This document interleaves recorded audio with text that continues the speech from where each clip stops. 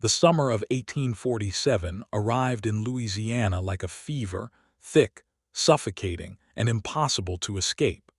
The air hung heavy with the scent of magnolia and decay, a sweetness that masked the rot beneath. In the parish of St. Helena, where cotton fields stretched endlessly toward horizons that offered no freedom, the Beaumont estate rose like a monument to power itself. Governor Charles Beaumont owned everything the eye could see.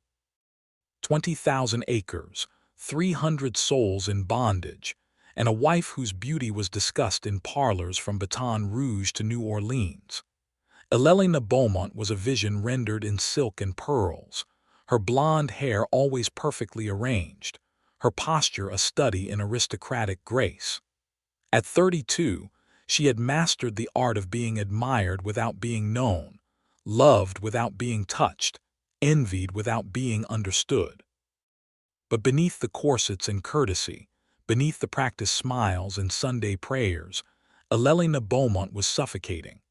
The mansion itself was a cathedral of Southern excess, white columns that reached toward God, marble floors imported from Italy, chandeliers that caught the light like frozen waterfalls, 12 bedrooms, though only one was occupied by husband and wife. Separate wings, separate lives, separate worlds under the same roof. Charles Beaumont was 57, a man whose face had been carved by ambition and hardened by power. His political career had been built on cotton, compromise, and the calculated subjugation of those he deemed inferior. He spoke of civilization and progress, while his wealth dripped with the blood of those who picked his fields under the Louisiana sun. He loved his wife the way he loved his plantation, as property, as reflection, as proof of his dominion over the world. Etta knew her place in this arrangement. She had known it since the day her father sold her future for political favor when she was 17. Marriage was not romance, but transaction, not partnership, but performance. She played her role with precision. The gracious hostess, the devoted wife, the symbol of refinement that every governor needed on his arm until the day she saw Elijah. Tell me in the comments which country you are from and what you thought of this story, and if this story made an impression on you. Subscribe to the channel so you don't miss any future stories. It happened in the stables on a morning in late May, when the heat had not yet become unbearable, and the world still pretended to be gentle. Eleanor had come to inspect the new mare Charles had purchased, another acquisition, another display of wealth. She rarely ventured to the working parts of the estate. Her world was confined to gardens, parlors, and the suffocating propriety of afternoon teas. But that morning, drawn by restlessness she could not name, she walked past the rose garden, past the quarters where the house servants lived, toward the stables where the field workers occasionally came for repairs and supplies. He was shoeing a horse when she entered. Elijah was 30 years old, though the record books listed him as property item number 47. Acquired in 1839 for $800. He stood 6 feet tall, his body sculpted by labor that would have broken lesser men, his skin dark as the Louisiana earth after rain. But it was his eyes that stopped Eleanor in her tracks.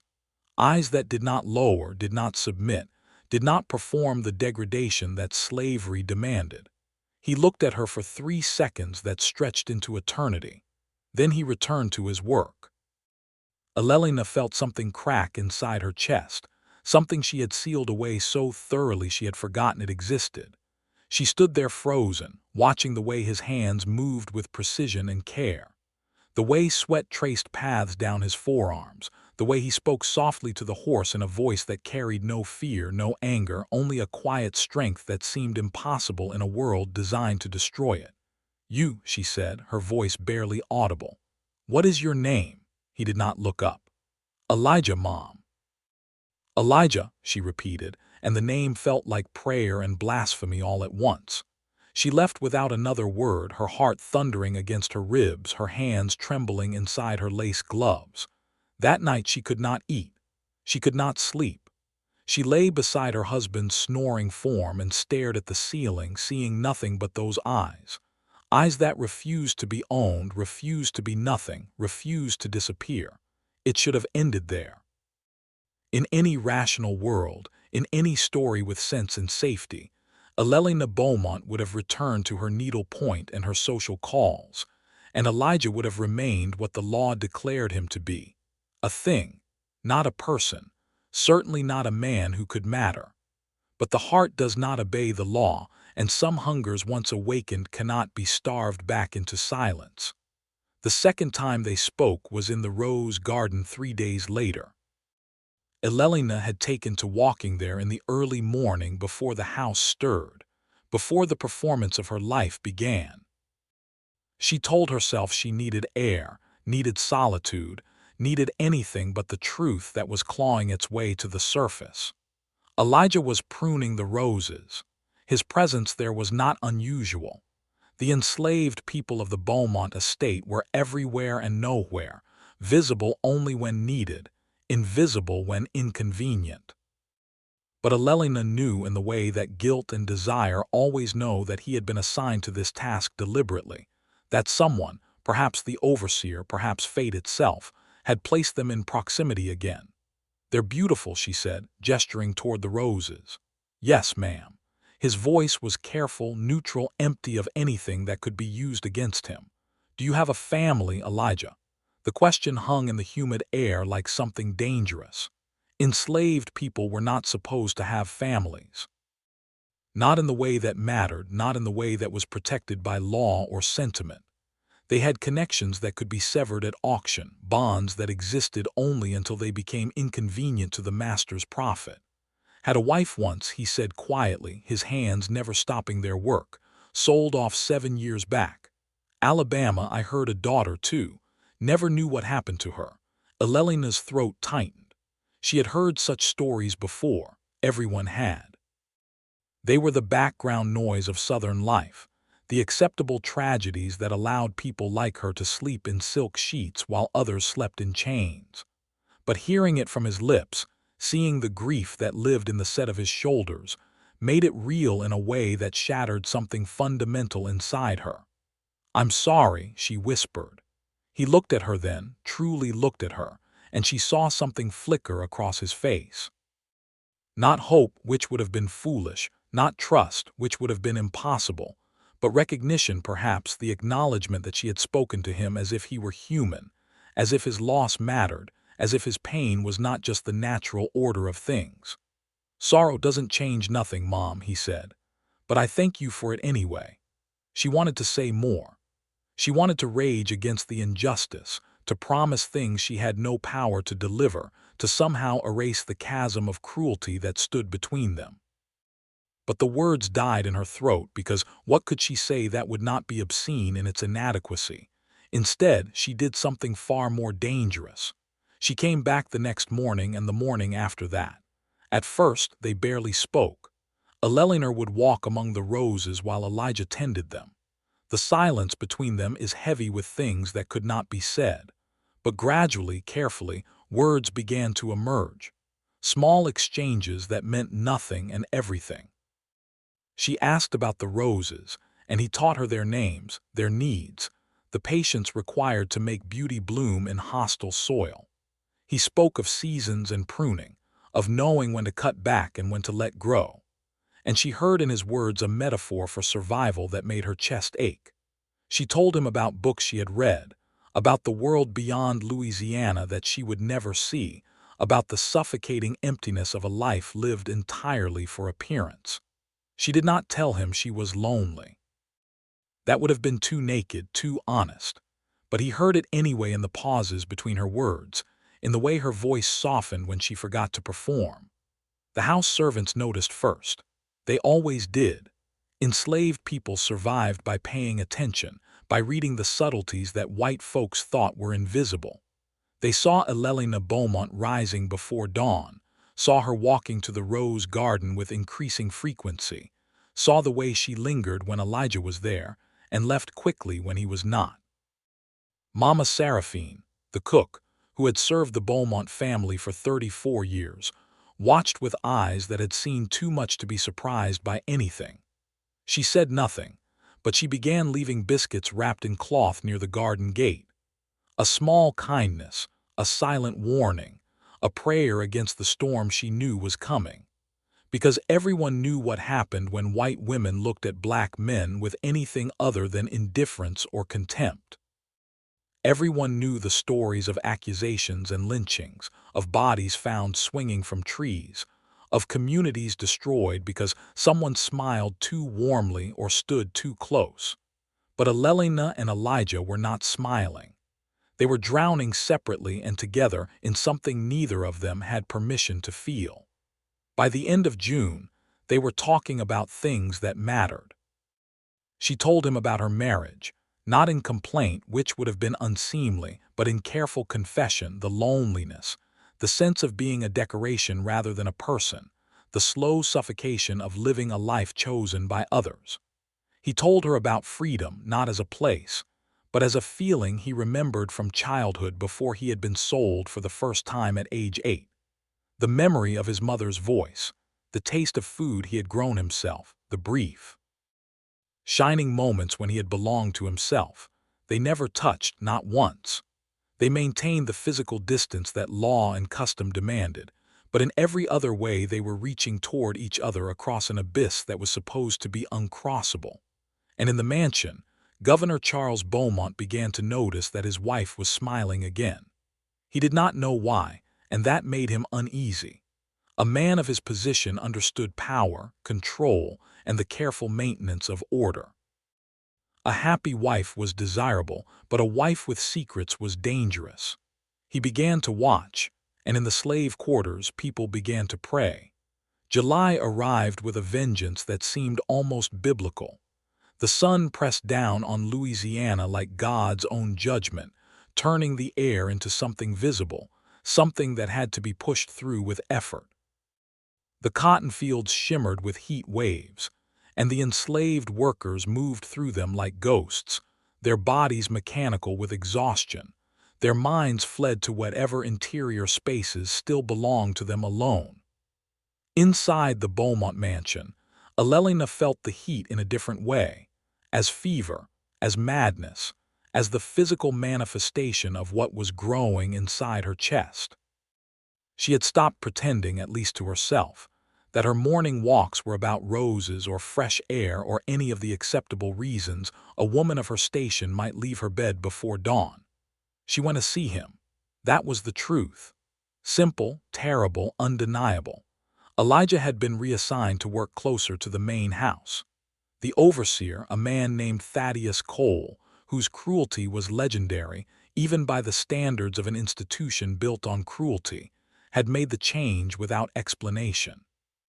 Some of the other enslaved people whispered that Cole suspected something, that he was positioning Elijah where he could be watched more carefully. Others thought it was coincidence, the random reshuffling of human property that happened constantly on plantations. But Mama Seraphine knew better. She had seen the way Governor Beaumont's eyes had begun to track his wife's movements, had heard him asking casual questions about Eleanor's habits, her routines, her unexplained cheerfulness. The governor was not a fool. He was a predator, patient and calculating, and he had caught the scent of something wrong. "Child," Seraphine said to Eleanor one morning, catching her in the hallway before she could slip outside, "you playing with fire that is going to burn more than just you." Eleanor stopped, her hand on the doorframe. "I don't know what you mean." "Yes, you do." The old woman's voice was not unkind, but it carried the weight of someone who had watched this story before, who knew how it ended. "I saw the way you look when you come back from the morning walks. I seen the way that man looks when you pass by. And I'm telling you now, ain't nothing good going to come from this. We've done nothing wrong," Eleanor said, and heard the desperation in her own voice. "It doesn't matter what you do or ain't done. It matters what it looks like. Matters what the governor is going to think when he finds out. And he will find out, Miss Eleanor. He always does." Eleanor met the old woman's eyes and saw genuine fear there. Not for Eleanor's reputation or marriage, but for Elijah's life. That was what transgression meant in this world. For her, it might mean scandal, divorce, or social exile. For him, it meant rope and fire, and a death so brutal it would be used as a warning for generations. "I'll be careful," Elelina whispered. "Careful ain't enough," Seraphine replied. "You need to stop now before it's too late." But it was already too late, and both women knew it. That afternoon, Elelina found Elijah in the workshed behind the stables, repairing a broken wagon wheel. The space was dim and close, smelling of wood shavings and oil, and for the first time since their encounters began, they were truly alone. No garden paths where servants might pass, no open spaces visible from the house. "You shouldn't be here," Elijah said without looking up, his hand steady on the spoke he was fitting into place. "I know they watching now. Cole been asking questions. Where I go, what I do, who I talk to. I know," Elelina repeated, and this time her voice broke slightly. Elijah set down his tools and finally looked at her. In the shadowed interior of the workshed, his face was half hidden, but his eyes caught what little light filtered through the cracks in the walls. "Then why you here?" She could not answer. How could she explain that she had spent 15 years of marriage feeling like a china doll in a glass case, beautiful and brittle and utterly lifeless, until 3 months ago, when a man who was not supposed to be a man had looked at her like she was real? How could she articulate that for the first time in her adult life she felt seen, heard, known, not as an ornament or a duty, but as a person with thoughts and desires and a soul that was starving? "Because I can't stay away," she said finally, and the honesty of it hung between them like something sacred and profane all at once. Elijah was quiet for a long moment. Then he spoke, his voice low and careful. "You know what they do to men like me who even get accused of looking wrong at women like you. Don't matter if it true or not. Don't matter if she the one who come to him. They tie him to a tree and he stopped, jaw tightening. You understand what I'm saying? Yes. Then you understand I can't want this.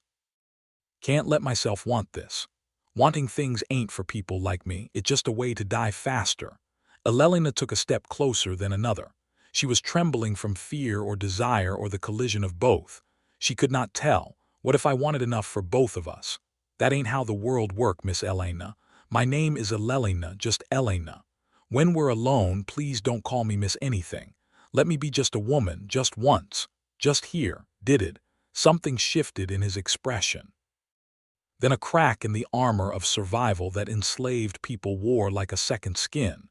"You asking me to forget everything that keep me alive. Everything I learned since I was old enough to understand that my life don't belong to me. I'm asking you to remember that you're human, that I'm human, that this," she gestured between them. "This feeling, whatever it is, it's real. It matters. Even if the world says it doesn't, even if the world says we don't." Elijah looked at her for a long time, and she saw the war playing out across his face, between self-preservation and the desperate human need to be seen, to be valued, to matter to someone in a world that had spent his entire life telling him he was nothing. Finally, he spoke. "My daughter's name was Grace. I think about her every day. Wonder if she remember me. Wonder if she alive. Wonder if she growing up thinking her daddy just left her, didn't fight for her, didn't love her enough to." His voice caught. "I couldn't save her, couldn't save my wife, couldn't save myself. I wake up every morning in chains I can't see, but I feel in every breath I take. And you standing here asking me to feel something, to want something, to be something other than what they made me. You know how much that hurt." Elelina felt tears streaming down her face. "I'm sorry, God, I'm sorry. I should never have. I didn't say stop." The words fell between them like a match into kindling. "I didn't say I don't feel it," Elijah continued, his voice rough with emotion he had spent a lifetime suppressing. "I didn't say I don't see you every time I close my eyes. Don't hear your voice when I try to sleep. Don't wake up thinking about the way you really listen when I talk. Like my words got value. I just said it hurt. But maybe." He paused, something desperate and reckless flickering across his face. "Maybe something's worth the hurt." Elelina closed the distance between them. Then her hands reaching for his before she could stop herself. His hands were rough with calluses marked by labor and violence, and a lifetime of being used as a tool. Hers was soft, pampered, decorated with rings that cost more than a human life in the economy that had created them both. When their fingers intertwined, it felt like revolution and damnation all at once. They stood like that for minutes that felt like hours, not speaking, barely breathing, just holding on to each other across a divide that was supposed to be absolute. Eleanor could feel his pulse through his palm, could feel the tremor in his hands that matched the trembling in her own. "This is madness," she whispered. "Yes, they'll kill you if they find out. Yes, I can't protect you. I have no power." You ain't just anything," Elijah interrupted, and his voice carried a fierceness that made her look up into his eyes. "You a person who see me as a person in this whole damn world. That more rare than gold. That more precious than freedom itself sometimes to be seen. Really seen you know how long it been since I felt that." "Then see me too," Elena said. "Please see me. Not the governor's wife. Not the proper lady. Not the thing I have to be for everyone else. Just me. The person I was before they told me who I had to become." "I see you, Elena," he said, and hearing her name from his lips, just her name without title or distance, felt like being baptized into something new and terrifying. "I've been seeing you since that first day in the stables, seeing the loneliness you carry like I carry mine, seeing the cage you in, even though yours got silk bars instead of iron. Seeing the way you hungry for something real, something that ain't performance or duty or living for other people's expectations." "What are we doing?" Elena asked, and she was not sure if she meant in this moment or in the larger arc of what they had set in motion. "I don't know," Elijah admitted, "but I know I'm tired of surviving without living, tired of being dead inside just to stay alive outside. If this the only time I get to feel human, to feel wanted, to feel like I matter to somebody, even if it only lasts a minute, even if it cost me everything, maybe that worth it." They were still holding hands when they heard footsteps approaching the workshed. They broke apart instantly, muscle, memory, and terror moving faster than thought. Elijah grabbed his tools. Elena smoothed her dress, and by the time Thaddeus Cole appeared in the doorway, they were 6 feet apart, a perfectly proper distance between mistress and slave. Nothing to see but a woman who had wandered into the wrong building, and a man focused entirely on his work. But Cole was not a fool. His eyes moved between them with the calculating assessment of a man who made his living reading guilt and fear. He was 43, lean and weathered, with a face that seemed to have been carved from something harder than flesh. He carried a whip coiled at his belt, more as symbol than tool. Everyone knew what he was capable of, and most days the threat was enough. "Afternoon, Mrs. Beaumont," he said, his voice carrying a false politeness that somehow made his words more menacing. "Can I help you find something?" "I was looking for the stable master," Elena said, her voice steady despite the thundering of her heart. "My mare has been favoring her left foreleg. Stable master in the south barn.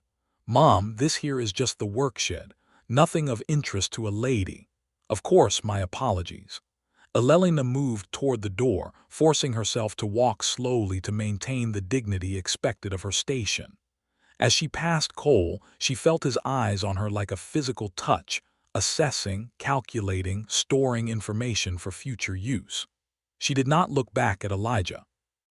But that night, lying in her bed while her husband snored in his separate chamber, Elena stared at the ceiling and felt the ghost of Elijah's hand in hers. She understood now what she had done, what they had done together. They had crossed a line that could never be uncrossed. They had felt something that made them both vulnerable in ways that could get them both destroyed. And she knew with the clarity that comes from standing on the edge of an abyss that she could not stop, would not stop, that whatever this was, love or madness or the desperate rebellion of two caged souls, it had become more necessary than safety, more vital than survival. In the slave quarters, Elijah lay on his pallet and touched his palm where her hand had been, trying to memorize the feeling before the world took it away. He knew what was coming. He had always known. Men like him did not get happy endings. They got news and fire and their names used as warnings. But for a moment in that worksheet he had been fully alive. He had been seen. He had mattered. And if that was all he ever got, he thought maybe that was enough to die for. Mama Seraphine, unable to sleep, sat by her window and watched the main house. She had seen this before generations ago when she was young. A white woman and a black man forgetting what the world demanded of them. It had ended in blood then. It would end in blood now. She began to pray, though she was not sure what she was praying for. Their salvation or their swift end, mercy or justice, forgiveness, or the strength to survive what was coming, because something was coming. She could feel it in the air, thick and heavy as the August heat that was rolling toward Louisiana like an army of fire. The storm was gathering, and when it broke, it would consume them all. August turned the Beaumont estate into a furnace. The heat was so oppressive that even the wealthy retreated into lethargy, moving slowly through their days, fanning themselves with expensive imports, while enslaved people worked fields that shimmered like muragages. The cotton was ready for harvest, which meant 18-hour days under a sun that seemed determined to burn the world clean. Elijah worked until his hands bled, until his back screamed, until exhaustion became a kind of mercy that let him stop thinking about the impossibility of what he felt. But even exhaustion could not erase Eleanor from his mind. She was there in every moment, in the way the light fell through the trees, in the sound of wind through magnolia, in the ache in his chest that had nothing to do with physical labor. Eleanor, for her part, had become someone she barely recognized. The proper governor's wife, who had moved through life like a wind-up doll, had been replaced by a woman who lived only for stolen moments. For the brief encounters in the garden before dawn, for the seconds when she could see Elijah from a window and know he was alive, was real, was still in the world. They could not speak any more. Not after Cole's interruption in the workshed. The overseer had begun watching them both with the focused attention of a hunter who had spotted prey. He appeared wherever Eleanor walked, his presence a constant reminder of surveillance and threat. He assigned Elijah to the farthest fields, the hardest labor, the positions where he would be most visible and most controlled. It was a kind of torture to be so close and yet impossibly separate, to see each other across distances that might as well have been oceans. Eleanor felt it like a physical pain, a constant ache in her chest that no amount of lordom or prayer could ease. So she did something reckless. She began to write letters. They started as a way to ease the pressure building inside her. Thoughts and feelings she had no one else to share with. Confessions. She could not speak aloud. She wrote late at night in her private sitting room by candle light, her hand moving across paper in loops and curves that felt like prayers or spells or the mapping of forbidden territory. She wrote about her childhood, about the girl she had been before her father sold her future for political advancement. She wrote about her marriage, about the slow death of living without intimacy or understanding.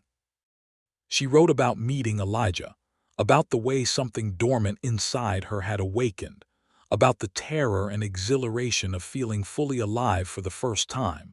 She did not intend to send them at first. But after 2 weeks of silence, of seeing him only from afar, of the crushing loneliness that came from having touched something real and then having it torn away, she could not bear it anymore. She found a way. There was a girl named Dinah, 16 years old, who worked in the main house as a chambermaid. She was small and quiet, clever in the way that enslaved people had to be clever to survive, attentive without seeming to pay attention, present without being noticed, smart enough to understand the dangers of white people's secrets. Eleanor approached her one evening when the rest of the household was at dinner. "Diner," she said quietly, "I need your help with something." The girl's eyes went wide with fear. White people asking for help usually meant danger, either for the person being asked or for someone they loved. "Yes, Mom," Dinah said carefully. Eleanor handed her a folded piece of paper sealed with wax. I need you to give this to Elijah, the man who works in the fields. Do you know who I mean? Dinah's expression shifted to something close to terror. Mom, I please. Elena's voice cracked with desperation. I know what I'm asking. I know the danger, but I have no one else. She stopped, trying to find words that would convey urgency without revealing too much. I need him to know something, something important. Mrs. Beaumont, if they catch me, they won't. You're invisible to them, they never really see any of you. The words came out before Eleanor could stop them, and she heard the ugliness of the truth in them. I'm sorry. That wasn't I just mean you can move through spaces I can't. You can reach him when I can't. Please, Dinah, please. The girl looked at the letter like it was a snake, something that could bite and poison and kill. But she also saw something in Elena's face that maybe reminded her that white women could hurt too. Even if their hurting looked different, meant different things, came with different consequences. If I do this, Dinah said slowly, you got to promise me something. Anything. When this blow up, and it will, ma'am, it always do. You remember that I was just following orders, that I didn't have no choice, that I was scared and you was the master's wife and I couldn't say no. The words were a gut punch of reality. Eleanor understood what Dinah was really saying. When this ends badly, I need you to protect me. I need you to lie for me. I need you to remember that I have no power here, that I'm as trapped as you but with far less protection. I promise. Eleanor said, I'll protect you no matter what happens. Dinah took the letter and tucked it into her apron, already planning how to reach Elijah without being seen, calculating the risks like a general planning a military campaign. Because that was what survival looked like for people who had no rights, no protection, no margin for error. That night, during the brief window between dinner service and bed, when the enslaved workers of the main house had a few minutes that almost resembled their own, Dinah slipped out to the quarters where the field workers slept. She found Elijah sitting outside his cabin, too hot to sleep inside, staring at nothing with the exhausted thousand-wide gaze of someone who had spent the day being worked like machinery. Got something for you, Dinah whispered, pressing the letter into his hand. From the big house. She didn't say Elena's name. Names had power. Names could be testimony. Elijah looked at the sealed paper in his hand like it was both treasure and bomb. Who else know about this? Just me, and I'm trying real hard to forget I know. Smart girl. No such thing as a smart slave, Dinah replied with bitter wisdom beyond her years. Just lucky ones and dead ones. Try to stay lucky. She disappear. Ed back toward the main house, leaving Elijah alone with the letter and the knowledge that opening it would change everything. He waited until everyone else was asleep. Then, by the light of a carefully shielded candle, he broke the wax seal and read Elena's handwriting for the first time. Elijah, I do not know if this will reach you. I do not know if you will want to read it if it does, but I have to try because the silence is unbearable and I need you to know things I cannot say aloud. I was dead before I met you. I know that sounds melodramatic, but it's true. I moved through my life like a ghost, performing a role, saying lines someone else had written, existing entirely for other people's benefit. I had forgotten what it felt like to want something, to need something, to feel anything beyond obligation and fear. And then I saw you, and something woke up inside me that I didn't even know had been sleeping. I know this is impossible. I know what the world says about people like us reaching for each other. I know the danger, God, I know the danger. Every moment I think about you is a moment I risk your life. And that knowledge is a weight I carry like stones in my pockets. But I cannot stop. I have tried. I have prayed for strength and discipline and the wisdom to let go of this madness. But all I feel is more desperate, more hollow, more aware that if I cannot see you, cannot speak to you, cannot know that you exist and think of me sometimes, then I am back to being dead and I cannot bear it. You said in the workshed that some things are worth the hurt. I think about those words constantly. I think about what it means to choose pain over numbness, danger over safety, feeling over survival. And I realized that maybe that's what being alive actually means. Not just existing, not just enduring, but choosing to feel even when feeling might destroy you. I don't know what I'm asking from you. I don't have the right to ask anything. You owe me nothing. I'm part of the system that has stolen everything from you. And no amount of feeling or wanting can change that fundamental injustice. But if there is any part of you that feels what I feel, that sees what I see when I look at you, if there is any possibility of something real between us, even if it can only exist in letters and shadows and stolen moments, please write back. Please let me know I'm not alone in this madness. Please let me know I matter to you the way you matter to me. Yours in ways I have no right to be. Eleanor Elijah read the letter 3 times. His hands shaking, his throat tight with emotions he had no safe way to express.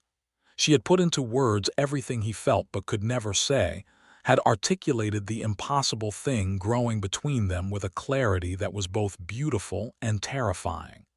Writing back was insane. It created evidence. It made the invisible visible. It gave their enemies exactly what they would need to destroy them both. He should burn the letter, should forget it, should protect himself the way he had learned to protect himself from the moment he understood that he was considered property rather than person. But he didn't burn it. Instead, he found a stub of pencil and a scrap of paper, and in handwriting that was careful and cramped from years of secretly teaching himself to read and write skills that were illegal for him to possess, that could get him whipped or sold or worse. He wrote back, "Eleanor, you talk about being dead before you met me.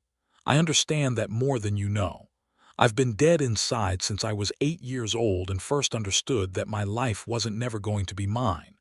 Dead since they sold my wife. Dead since I held my daughter for the last time and knew I couldn't save her. Dead in all the ways that matter except my body still working, still moving, still doing what it told to do. Then you walked into that stable and looked at me like I was a man instead of a thing, and something I thought was gone forever started breathing again. I'm scared, Eleanor, more scared than I ever been, and I've been scared plenty, because hope is dangerous for people like me. Wanting things is dangerous. Feeling things is dangerous.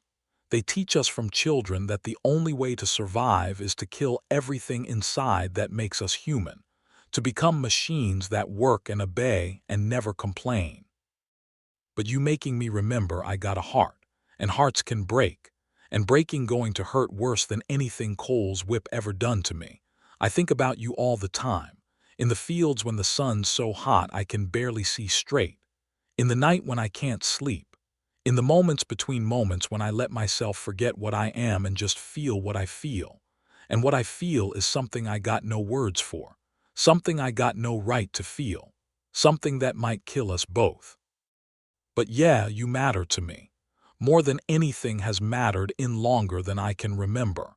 And if that makes me a fool, if that seals my fate, if that brings down everything, at least I got to feel it. At least I got to be alive. Really alive for a little while. Write to me again, please.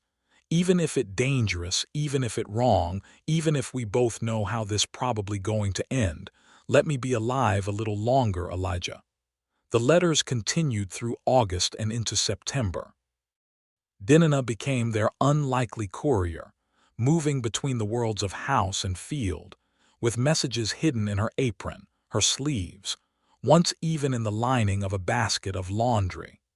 She did it partly because she had no real choice, partly because she was paid in small favors Eleanor could grant, but mostly because she understood something that white people rarely did. Enslaved people had their own lives, their own loves, their own desperate reaches for happiness in a world designed to deny them anything resembling joy.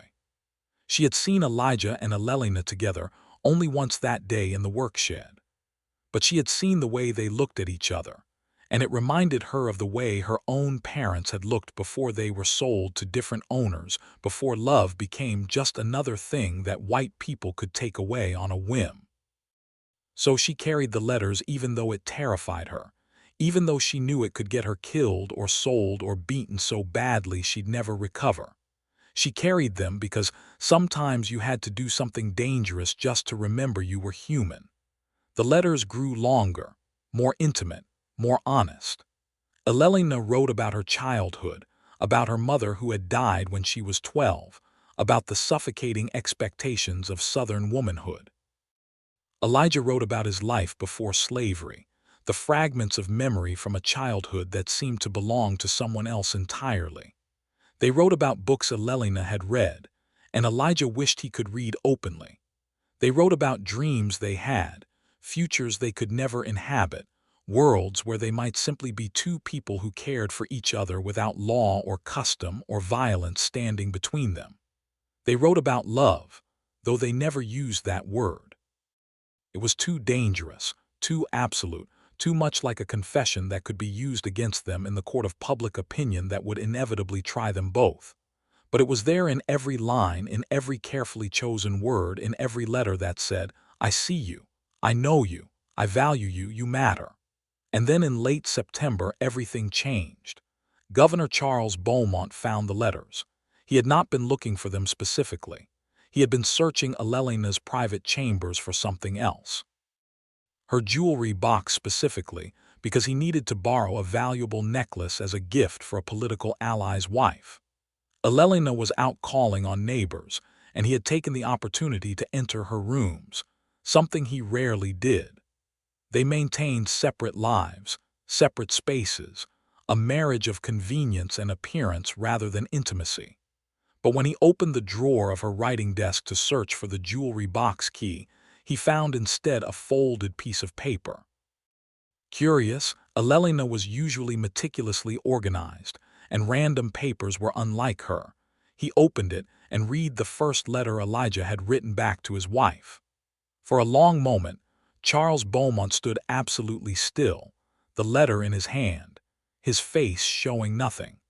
He had built a political career on controlling his expressions, on never revealing what he was thinking or feeling until it served his purposes to do so. But inside, behind the carefully maintained mask, something cold and terrible began to unfold. He read the letter again. Then he systematically searched Eleanor's desk until he found the others, 8 in total, hidden in various drawers and compartments. A secret correspondence that had been happening under his roof between his wife and his property for months. He read them all. Every word, every confession, every expression of feeling that should not exist, could not be tolerated, represented a violation so fundamental it shook the very foundations of the order he had spent his life upholding. When he finished reading, Charles Beaumont very carefully folded the letters, placed them in his coat pocket, and left his wife's chambers. He walked downstairs through the grand foyer with its marble floors and crystal chandelier out onto the ver where he could see the field stretching into the distance. He stood there for a long time smoking a cigar thinking. Some men would have acted immediately in rage, but Charles Beaumont was not most men. He was a politician, a strategist, someone who understood that revenge served cold was revenge served effectively. He would not rush. He would not be impulsive. He would plan this carefully, would orchestrate it perfectly, would ensure that when he moved against them both, the consequences would be total and irreversible. Because this was not just about a wife's infidelity or a slave's presumption. This was about order, about power. About the fundamental principle that some people owned other people, that some lives mattered and others didn't, that the world had a hierarchy that had to be maintained at all costs. And Eleanor and Elijah had dared to suggest through their feelings for each other that perhaps that hierarchy was a lie, that perhaps all people were equally human, equally worthy, equally capable of love and dignity and mattering. That was the real transgression, not sex. There had been plenty of that across racial lines in the South. All of it violent and one-directional and perfectly acceptable as long as white men did it to black women. But this mutual affection, this recognition of each other's humanity, This suggestion that a slave could be someone worthy of a white woman's love. This threatened the entire structure of Southern society, and Charles Beaumont would burn the world down before he let that stand. He finished his cigar, crushed it carefully under his boot, and went inside to plan. Eleanor knew something was wrong the moment she returned home that evening. There was a quality to the silence that felt different, charged, dangerous, like the air before a lightning strike. The servants moved through the house with unusual quickness, their eyes averted, their faces carefully blank in the way that meant they knew something terrible but could not speak of it. Dinah found her in the upstairs hallway, her young face tight with fear. "Ma'am," she whispered urgently. "The governor been in your chambers. She couldn't finish, but she didn't need to." Eleanor understood immediately. The letters, her blood turned to ice. She had been so careful, had hidden them so thoroughly, or so she thought, but clearly not carefully enough, not thoroughly enough, not nearly enough to protect what needed protecting. "Where is he now?" Eleanor asked, her voice surprisingly steady. "His study." "Been there for hours, won't let nobody in." Eleanor went to her chambers first, moving quickly, her heart hammering against her ribs. The drawer where she had kept the letters was open, empty. She checked the other hiding places, though she already knew what she would find. Nothing, all of them gone. For a moment she could not breathe. The room seemed to tilt around her, reality fragmenting into something surreal and nightmarish. This was the end. She knew it with absolute certainty. The letters were evidence that could not be denied. Words in her own handwriting that documented everything. But her first thought was not for herself. Elijah, she had to warn him, had to somehow get word to him before Charles acted, because she understood her husband well enough to know that his rage would not be directed at her. Not primarily. White women could be forgiven, could be explained away, could be cast as victims of seduction or madness or feminine weakness. But a black man who had dared to reach above his station, who had dared to feel affection for a white woman, who had dared to write words that suggested he saw himself as human and equal. There was no forgiveness for that. Only death. She found Dinah again. "You have to warn him," Eleanor said urgently, gripping the girl's thin shoulders. "You have to tell Elijah to run tonight, now, before too late, Mom," Dinah said, tears streaming down her face. "Cole and 3 other men already went to get him. The governor sent them an hour ago." Eleanor felt the floor drop out from under her. No, no, God, no. She ran down the stairs, through the house, out into the humid September evening, her dress tangling around her legs, her carefully arranged hair coming loose, propriety abandoned entirely. She ran toward the slave quarters, toward the place where they would have taken Elijah, toward whatever horror was about to unfold. She could see them before she reached the quarters. A cluster of men near the overseer's house, torch light cutting through the gathering darkness, the shapes of violence rendered in shadow and flame. Cole stood in the center, and next to him, his hands tied behind his back, his face already blooded, was Elijah. "Stop!" Eleanor screamed, her voice raw and desperate. "Stop this now!" The men turned to look at her, their faces registering surprise and something like embarrassment. A white woman running through the slave quarters, her hair wild, her dress torn from her sprint through the grounds. It was unseemly, shocking, a violation of every code of conduct that governed Southern femininity. Cole's expression shifted to something cruel and satisfied. "Mrs. Beaumont, you should return to the house. This ain't business for a lady to witness. I said stop." Eleanor reached the circle of men, her chest heaving, her eyes finding Elijah's face. He looked at her with an expression that broke her heart. Not surprise, not anger, but a kind of sad inevitability, as if he had always known it would end this way, and was almost relieved to have it done with. "Eleanor, go back," he said. "Quietly, don't make this worse." "Worse?" She let out a sound that was half laugh, half sob. "How could this possibly be worse? That's enough." Charles Beaumont's voice cut through the chaos like a blade. He had appeared from the direction of the main house, walking slowly, deliberately, his face a mask of cold fury. "Eleanor, return to the house immediately." No, the word hung in the air like an explosion. Wives did not refuse their husbands in this world, this time, this place. Women did not defy men, especially not in public, especially not in front of enslaved people who might get ideas about resistance being possible. Charles moved closer, his voice dropping to something low and dangerous. You will return to the house, or I will have you carried there. Do not test me on this. Then have me carried, Elena said, and she was shaking, but her voice was steady. Because I am not leaving him. For a moment something flickered across Charles's face. Shock perhaps, or recognition that his wife had become someone he did not know, someone capable of defiance he had never imagined possible. Do you understand what you've done? Charles asked, his voice tight with controlled rage. Do you comprehend the scandal, the humiliation, the absolute destruction of everything I've built? I understand that I've fallen in love with a man who is more decent and honest than you will ever be, Elena said. And once the words were out, she felt a strange lightness, as if confession was its own kind of freedom. I understand that I have spent 15 years of my life being your decoration, your proof of civilization, your pretty possession. And I understand that for the first time, I have felt like an actual human being instead of an ornament on your shelf. Charles's hand moved so fast she barely saw it coming.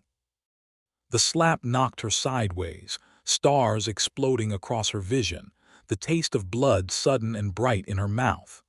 She heard Elijah make a sound of rage and saw him lunge forward before 3 men grabbed him, holding him back, their hands brutal and efficient. "Don't you touch her," Elijah shouted, fighting against the men who held him. And for a moment the mask of careful submission fell away entirely, revealing the man underneath, the one who had been forced to hide his intelligence, his strength, his capacity for love and rage and everything human that slavery tried to strip away. "You see," Charles said to the assembled men, his voice carrying a terrible satisfaction. "You see the presumption, the absolute audacity. This animal thinks he has the right to defend a white woman. Thinks he has the right to feel anything but gratitude for his station. This is what happens when they are allowed to forget their place." "He has done nothing wrong," Elena said, pushing herself upright, ignoring the pain radiating through her skull. "We wrote letters. We spoke. She stopped, understanding suddenly that any explanation she gave would only make things worse. There was no defense that would save Elijah, no argument that would penetrate the fortress of rage and wounded pride her husband had erected. "You wrote letters," Charles repeated, pulling the folded papers from his pocket. "Yes, I've read them. Every word, love letters between my wife and my property, between a woman of the highest social standing and a field slave who cannot even legally be taught to read and write." He turned to Elijah, his face cold. "Though apparently you taught yourself, didn't you?" Another crime, another presumption, another example of why strict discipline is necessary. "If you hurt him," Elena said, her voice trembling, "I will never forgive you. I will leave you. I will make sure every person of consequence from here to New Orleans knows exactly what kind of man you are." Charles laughed, and the sound was genuinely amused. "Leave me with what resources, what money, what protection? You are my wife, Elena. Legally, you are my property almost as much as he is. You can threaten all you like, but we both know you have no power here. You have never had power. You have only had my permission to pretend you did." The truth of it struck her like another blow. He was right. In the eyes of the law, in the structure of society, she had no independent existence. She was Mrs. Charles Beaumont, extension of her husband, possession of her father before him. She could not own property, could not enter contracts, could not even leave her marriage without her husband's permission. She had no legal standing, no financial resources, no power beyond what men chose to grant her.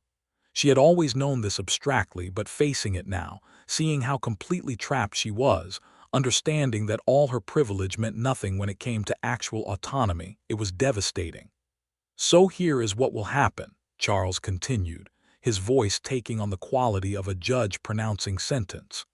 You, Eleanor, will be sent to your sister's house in Charleston. You will remain there for 6 months while we allow the scandal to die down. We will tell people you have had a nervous collapse, that you require rest and medical attention. People will gossip, but they will believe it, because what else could explain such madness? When you return, you will be a model wife, obedient, silent, properly grateful for my mercy, and not divorcing you and destroying what little reputation you have left. He turned to Elijah. As for you, you have committed multiple crimes, teaching yourself to read and write, corresponding with your master's wife, attempting to be what you can never be. The punishment for such presumption is usually death, but I have something more fitting in mind. Eleanor felt her stomach drop. Death would have been terrible, but at least it would have been quick. The way Charles said more fitting suggested something far worse. I am selling you, Charles said, watching Elijah's face for reaction.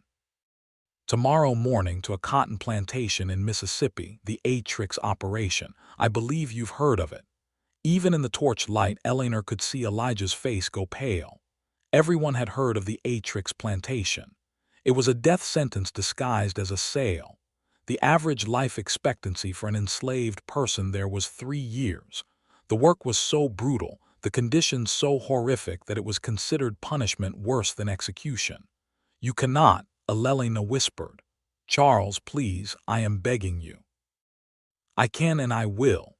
He will be worked to death in that hell hole, but slowly, painfully, with years to contemplate his presumption and the consequences of forgetting his place.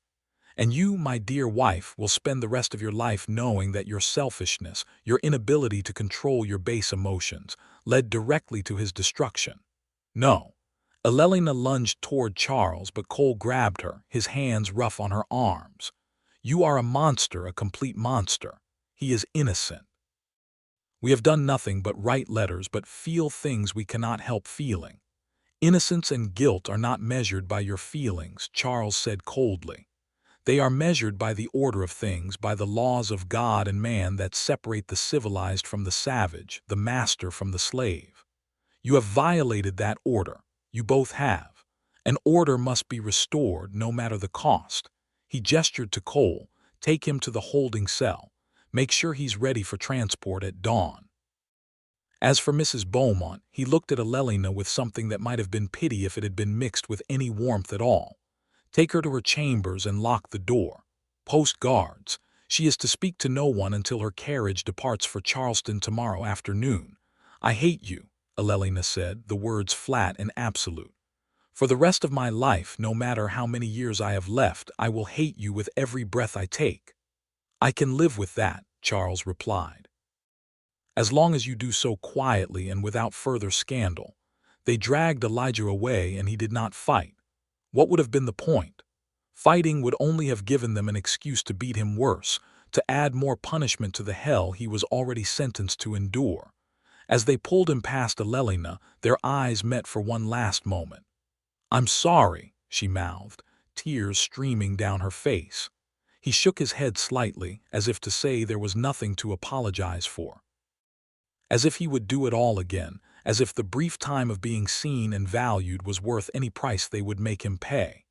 Then he was gone, swallowed by the darkness, and Eleanor was being dragged back toward the mansion, her sobs echoing through the humid night air. In her chambers, locked in and guarded, Eleanor collapsed to the floor and wept until she had no tears left. She had destroyed him. Her feelings, her selfishness, her inability to accept the prison of her life.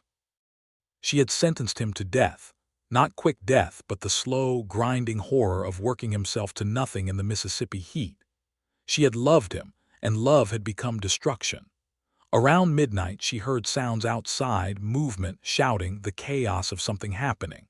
She ran to her window and saw flames. The slave quarters were on fire. Not the main buildings, but smaller structures, storage sheds, the holding cell where they would have been keeping Elijah. Flames climbed into the night sky, turning everything orange and red and terrible. Eleanor watched, her hands pressed against the glass, and understood that someone had decided freedom through fire was better than slow death in Mississippi. Whether it was Elijah himself or other enslaved people who had decided to help him, she would never know. But she prayed with an intensity that surprised her, given how little she had believed in God for years, that he had made it out, that he was running through the darkness towards something better, that maybe somehow he would survive.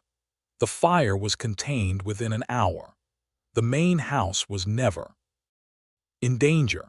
But in the chaos and smoke and confusion, one thing became clear.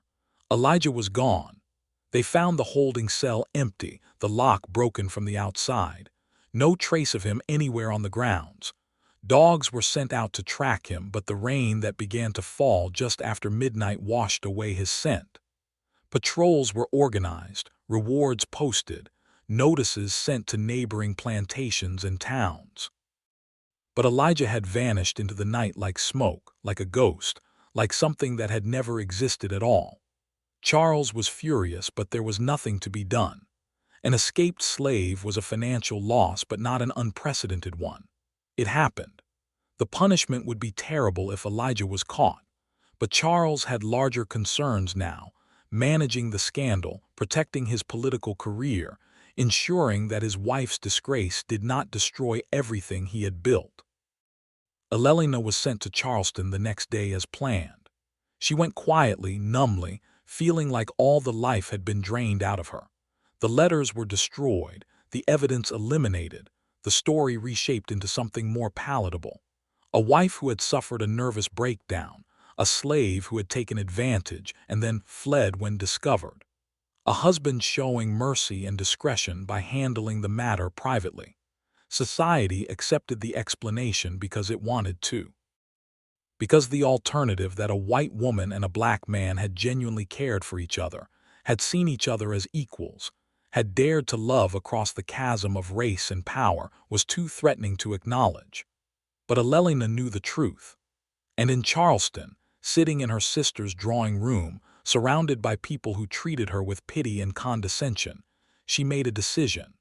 She would survive this, would get through the 6 months of exile, would return to Louisiana and play the role expected of her. But she would never ever forgive.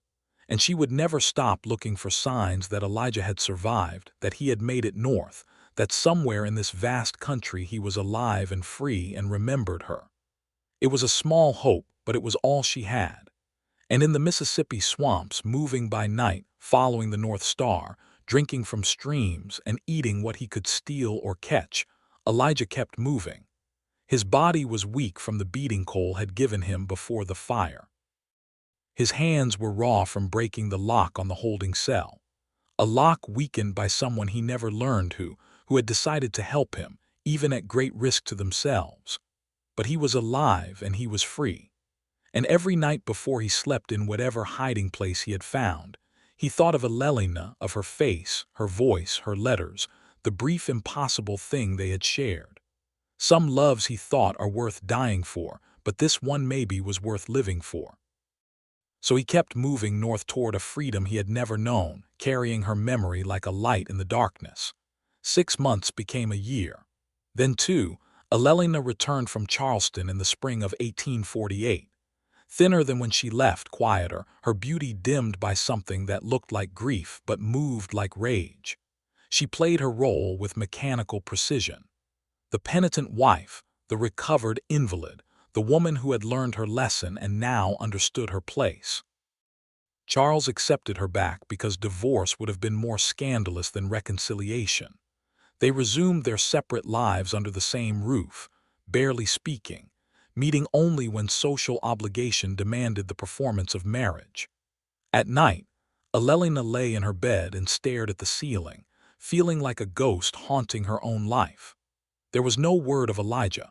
He had not been caught, which meant either he had made it north or he had died somewhere along the way, and his body had never been found. Eleanor preferred to believe the former. She had to believe it because the alternative was unbearable. The Beaumont estate continued as it always had. Cotton was planted and harvested. Enslaved people worked and suffered and died and were replaced. Charles's political career advanced. The world turned according to its cruel logic, and nothing changed except that Elelina now understood exactly how much she despised that world and everything it represented. She began doing small things, acts of quiet rebellion that no one would notice or care about. She taught several of the house servants to read in secret, hiding books in her chambers, conducting lessons behind locked doors. She arranged for extra food to be sent to the quarters, for medicine when people fell ill, for small kindnesses that could not undo the massive injustice, but might ease individual suffering. Dinana became her ally in these efforts. The girl who had carried the letters had grown into a woman of 20, sharper and more cautious than ever, but still willing to risk herself for tiny moments of defiance against the system that owned her. "You think he made it north?" Dinana asked one day in late 849, while they were sorting through Elelina's wardrobe, ostensibly organizing but really just finding private time to talk. "I have to believe he did," Elelina said. "I have to believe all of it meant something." "Maybe it did," Dina replied quietly. "Maybe just the trying was the something. Maybe just feeling human for a minute was worth it, even if it ended bad." Elelina looked at the young woman, still so young, still trapped, still finding ways to survive with dignity and intelligence and a fierce refusal to be broken.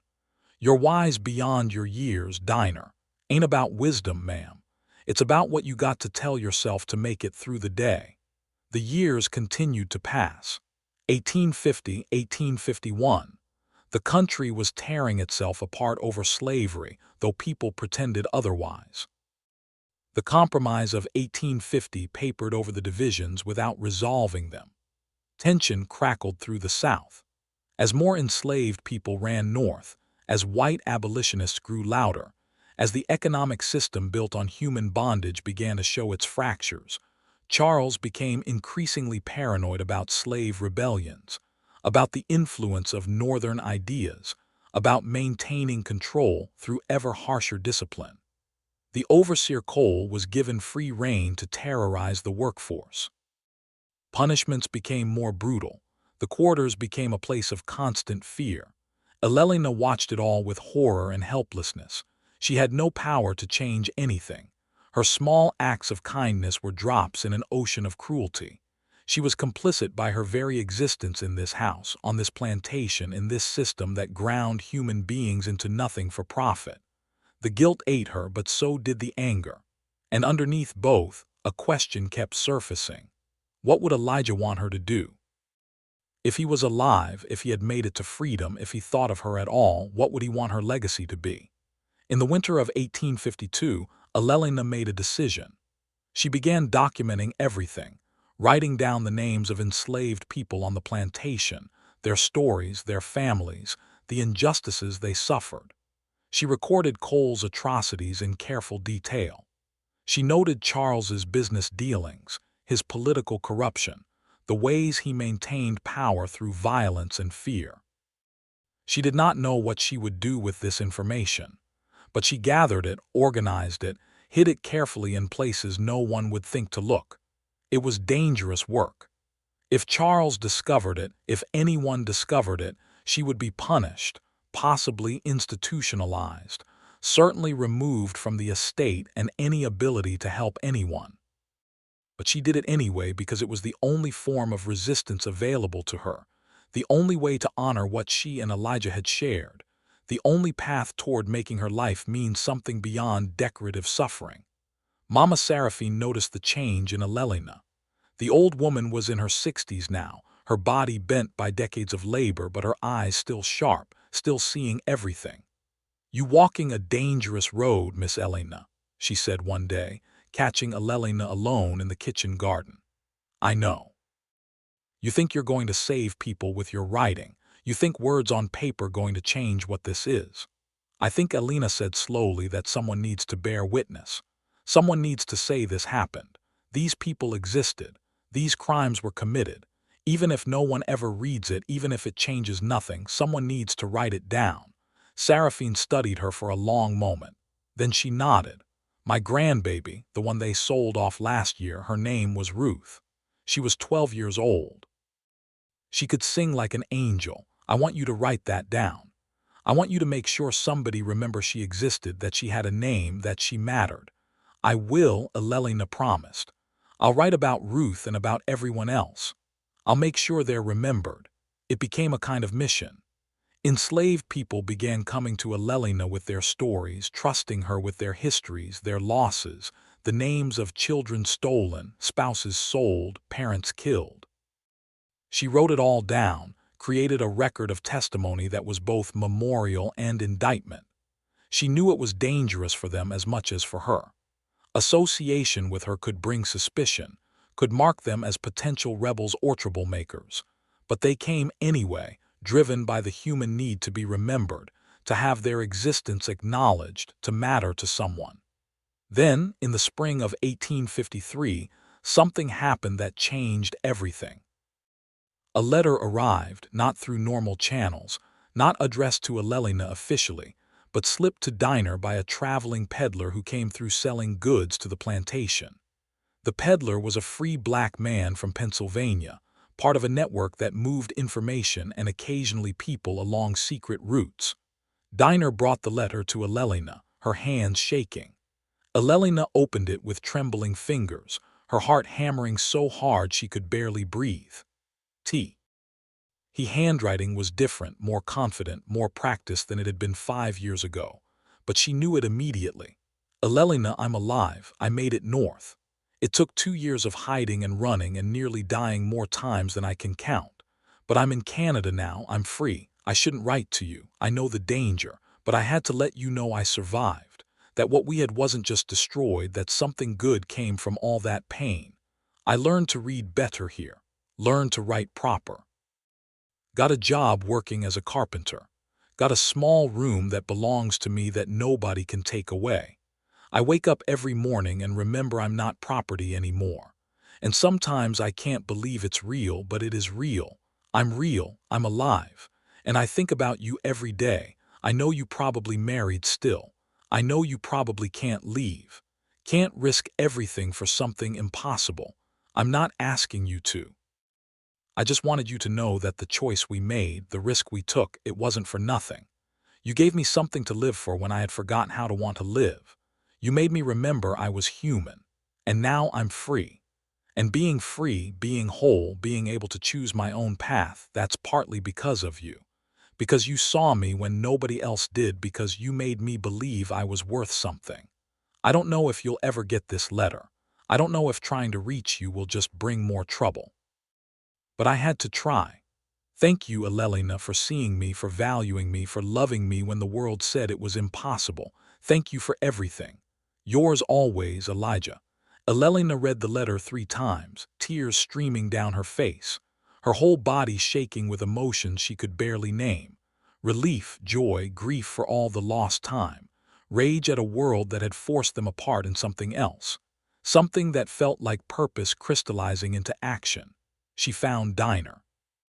I need you to help me do something insane. Ma'am, I need to leave. I need to go north. I need to. Eleanor stopped, suddenly aware of how it sounded. A white woman abandoning her life, her marriage, her entire world to chase a man she had not seen in 5 years. A relationship that had existed mostly in letters and stolen moments. But Dinah did not look shocked. She looked resigned, almost relieved. I've been wondering when you was going to decide this, the young woman said. Been watching you get thinner and sadder and more angry every year. Figured eventually you'd have to choose between dying here or living somewhere else. I can't just leave, Eleanor said, though even as she spoke the words, she was trying to figure out how she could do exactly that. I have no money of my own, no way to travel. No, you got jewelry, Dinah interrupted. You got things you could sell, and you got me. And I got connections to people who help folks run north. Not just slaves, Mom. Sometimes white women trying to escape bad marriages, people in trouble, people who need to disappear. Eleanor stared at her. You're part of the Underground Railroad. Not officially, but I know people who know people. And if you serious about this, if you really ready to give up everything you got here, even though it ain't much, then I can get you connected. What about you? Eleanor asked. If I leave, if Charles discovers you help me, he'll kill me. Yeah, probably. Diner's voice was matter of fact. "But I'm 24 years old and I'm tired, Miss Elena. I'm tired of being scared. Tired of watching people I love get sold or beaten or worked to death. Tired of surviving instead of living. So maybe this my chance too. Maybe I run north same time you do. Maybe we both get free." Elena felt something like hope stirring in her chest for the first time in years. You would do that. Risk everything. Already been risking everything just by being born black in Louisiana, Dinah replied. "At least this way, I'm risking it for something that might actually change my life instead of just trying to make it through another day." They began planning in secret. It would take months to prepare, to gather resources, to make connections with the network that could help them travel north, to create a cover story that would buy them time before Charles realized Elena was gone. Elena sold jewelry piece by piece, claiming she was having items repaired or reset. She gathered clothes that could be worn for travel rather than society. She continued her documentation project, preparing to take the records with her as evidence of the atrocities happening on plantations across the South, and she wrote back to Elijah, a letter that Dinah sent through the same network that had delivered his. "Elijah, I'm coming. I don't know when. I don't know exactly how, but I'm coming north. I refuse to spend the rest of my life as a ghost in this house, married to a man I despise, complicit in a system that destroys everything beautiful and human. You gave me the courage to remember I have choices, even W. Hen the world says I don't. You showed me what it means to be brave, to risk everything for the possibility of being whole. Wait for me. However long it takes, wait for me. I love you. I have always loved you, and I'm done pretending I don't, Elena." The letter was sent in August 1853. Elena began finalizing her plans for escape, but in September disaster struck. Charles discovered her documentation project, not by accident. He had been having her watched, had become suspicious of her behavior, her secret meetings with Dinah, her odd questions about travel and routes north. He found the records hidden in her chambers, pages and pages of testimony, names, dates, descriptions of punishments and sales and atrocities. Evidence that could destroy his reputation, his political career, his entire life if it ever became public. His rage was ice-cold and methodical. He did not confront Elena immediately. Instead, he planned, just as he had planned 5 years earlier when he discovered the letters. But this time he would not be content with exile or separation. This time he would ensure that Elena could never threaten him again, that her stories, her testimony, her dangerous ideas about equality and justice would die with her. On the night of October 15th, 1853, Charles Beaumont set his plan in motion, and the world erupted in flames. The fire started just after midnight in the east wing of the mansion, in a storage room filled with old furniture and draperies, materials that would burn hot and fast. By the time the house servants realized what was happening, the flames had already climbed the walls and begun racing through the corridors like a living thing hungry for destruction. Ellen woke to smoke and shouting. For a moment, disoriented from sleep, she could not understand what was happening.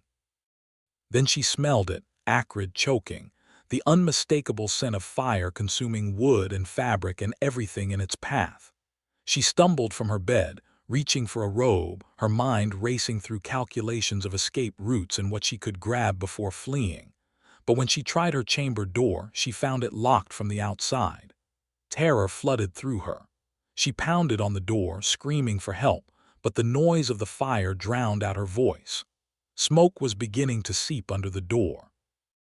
Wisps of gray that promised suffocation before the flames ever reached her. Charles had locked her in. The understanding hit her like physical blow. This was not accident. This was murder carefully orchestrated to look like tragedy. A terrible fire that claimed the governor's unstable wife. The poor woman who had never recovered from her nervous breakdown, who had become increasingly erratic and difficult. Such a shame, such a loss, but these things happen. Elelina stopped pounding and forced herself to think. The door was solid, reinforced. She could not break through it, but there was a window. She ran to it, threw back the curtains, tried to open it, and found it too had been fastened shut. Likely earlier that day, when she had been out of her chambers, every exit blocked, every escape route sealed. Charles had planned this perfectly, but Eleanor Beaumont had not survived the last 6 years by accepting defeat gracefully. She grabbed a heavy candlestick and began smashing the window. Glass shattered, falling in glittering shards to the ground 2 stories below. Not a survivable jump, but better than burning alive. She was halfway through clearing the remaining glass from the frame when she heard the door to her chamber crash open. She spun around expecting Charles or perhaps Cole coming to ensure the job was finished. Instead, she saw Dina, her face streaked with soot, her eyes wild with fear and determination. Behind her, Mama Seraphine and 2 other enslaved women from the house. "Come on," Dina shouted. "No time. How did you broke the lock now? Move before this whole place comes down." They ran through corridors rapidly filling with smoke. Flames had consumed the east wing entirely and were advancing on the central sections of the house. The heat was overwhelming, oppressive, making it hard to breathe or see clearly. Elelina could hear the groan of timber beginning to give way, the crack of beams failing under stress. They made it down the main staircase just as the chandelier fell. Thousands of pieces of crystal exploding across the marble floor like a deadly rainstorm. Out through the front door onto the lawn, joining the chaos of servants and enslaved people trying to fight the fire or rescue what possessions they could. But Elelina did not see Charles anywhere. "Where's the governor?" she asked. "Ah," shouting to be heard over the roar of flames. "Don't know. Ain't seen him since the fire started." Elelina scanned the crowd of people, the organized chaos of water brigades and rescue attempts. No Charles, no Cole either, she realized. The 2 men who should have been directing the response were nowhere to be found unless they had never intended to be found. "He's inside," Elelina said with sudden certainty. "Charles is still inside. He set the fire, but something went wrong. He got trapped." "Good," Dina said flatly. "Let him burn." Delina looked at the young woman, saw the absolute absence of mercy in her face, and understood that Diner had earned the right to that coldness. They all had. Every person who had suffered under Charles Beaumont's dominion, who had been worked and beaten and degraded and dehumanized, they had earned the right to watch him die and feel nothing but relief. But Elelina found she could not. 15 years of marriage to a monster did not create love, but it did create something. History, familiarity, the complex tangle of feelings that comes from sharing a life, even when that life is poisonous. She despised Charles, hated him, wanted him to face justice for his crimes, but she could not stand here and watch him burn alive. "I have to try to find him," she said. "Miss Elelina, you can't," but Elelina was already running back toward the mansion, ignoring Diner's shouts, ignoring the heat and smoke and danger. She pulled her robe up over her mouth and nose and plunged back into the burning building. The interior was hell rendered visible. Flames climbed the walls like demons ascending.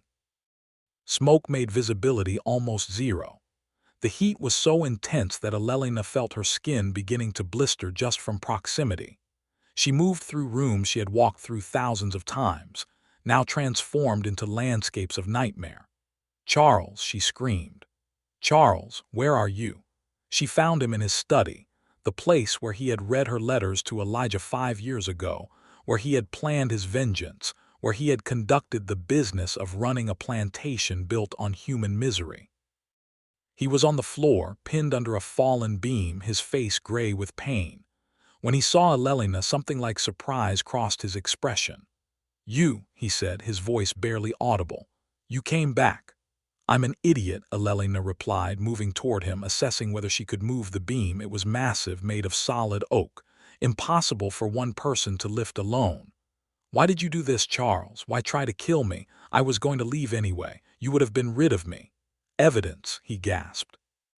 "Your records, your documentation.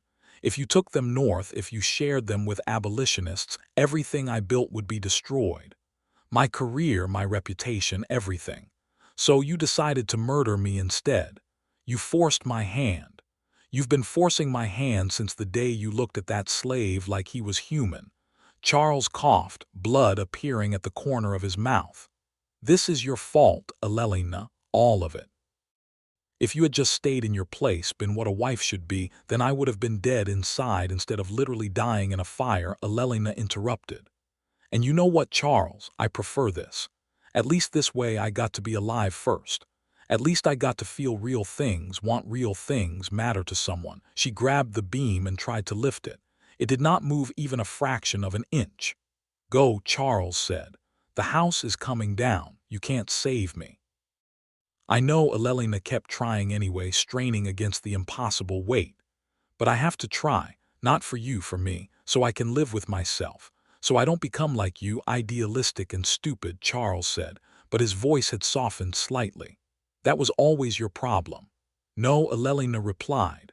My problem was marrying you when I was 17 and didn't know better. Everything else, everything I did, everything I felt, everyone I loved. That was the solution, not the problem. She heard the house groaning, felt the floor beginning to tilt. They were out of time.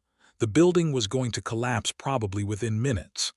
Eleanor, Charles said, his voice urgent now, frightened. Go, please, I don't. He stopped, seemed to be deciding something. I don't want you to die, not really. I was angry. I was another cough, more blood. I'm sorry for what I did to you, for what I did to him, for all of it, live. It was the first time in their 15 years of marriage that he had apologized for anything. And it was too little, too late, meaningless in the face of so much cruelty and destruction. But Eleanor still found herself saying, I know. Then Dinah and Seraphine were there, appearing through the smoke like angels or ghosts, grabbing Eleanor's arms and pulling her away from the beam, from Charles, from the study that was already being consumed by advancing flames. No, Eleanor fought against them. We have to get him out. He dead anyway, Seraphine said bluntly. That beam crushed something inside. Even if we get him out, he going to die. But you ain't going to die with him. Not today. They dragged her through the burning house. Eleanor still fighting, still trying to go back until they literally threw her out the front door and onto the lawn. She landed hard, the impact knocking the wind from her lungs. By the time she could breathe again, the center of the house had collapsed inward with a sound like the world ending. Charles Beaumont died in the ruins of the mansion he had built on the backs of enslaved people. His body would never be found, consumed entirely by flames that burned hot enough to turn bone to ash. Eleanor watched the house burn through the night, sitting on the grass with Dinah beside her, neither of them speaking. Around them, people moved in shock, trying to process what had happened, what they had lost or gained, what would come next. As dawn broke over the ruins, casting everything in shades of gray and gold, Eleanor realized that the records she had so carefully compiled were gone, burned. Every name, every testimony, every piece of evidence destroyed in the fire that was supposed to destroy her. But the people whose stories she had documented were still alive, still here, still capable of telling their own stories if anyone would listen. What happens now? Dinah asked quietly. Eleanor looked at the smoking remains of the Beaumont mansion, at the people gathered on the lawn, enslaved and free, black and white, all of them displaced by the night's chaos. I don't know, she admitted.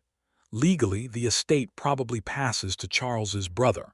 The plantation will continue. You'll all still be, she couldn't finish the sentence, property. Dinah finished for her. Yeah, nothing really changed, did it, except now the big house gone and you a widow. Eleanor was quiet for a long moment. Then she said, I'm still going north as soon as I can arrange it, and I'm taking anyone who wants to come with me. Dinah turned to look at her. You serious? Completely. Charles's brother will take weeks to arrive from Virginia. In that time, this place will be chaos. No clear authority, no organization, everyone trying to figure out what's next. That's our window. That's when we run. They'll come after us. Probably, but some of us might make it, and that's better than none of us trying. Eleanor met Diner's eyes. I can't undo what I was born into. Can't change the system or fix the past, but I can refuse to participate anymore. I can use what resources I have. Money, connections, the fact that I'm white and therefore invisible in ways you can't be to help people escape. It's not enough. It's not even close to enough, but it's something. Dinah studied her face for a long time. Then she said, "Miss Eleanor, you finally growing a spine took you long enough." Eleanor laughed despite everything. A sound that was half sob, half genuine amusement. Better late than never. We'll see about that. Over the next 3 weeks, Eleanor orchestrated the largest escape the parish of St. Helena had ever seen.